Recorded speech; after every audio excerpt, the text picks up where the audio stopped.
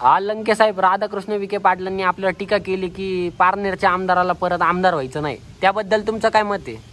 जसं की त्यांनी सांगितलं की यांना आमदार व्हायचं का नाही, तुम्ही रात्याचे पारनेरची जनता ठरवेल ना मला आमदार करायचं का नाही.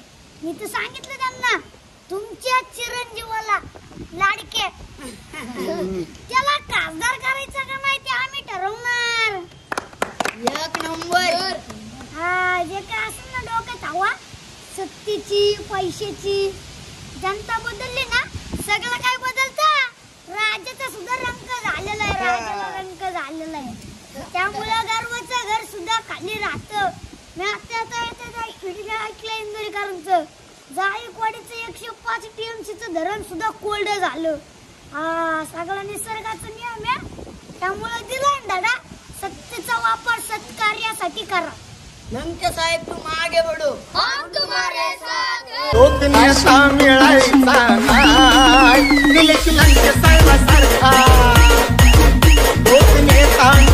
प्लीज चॅनलला सबस्क्राईब करा, लाईक करा, शेअर करा आणि आपण पुन्हा भेटूयात पुढच्या न्यूजमध्ये. धन्यवाद. जय महाराष्ट्र.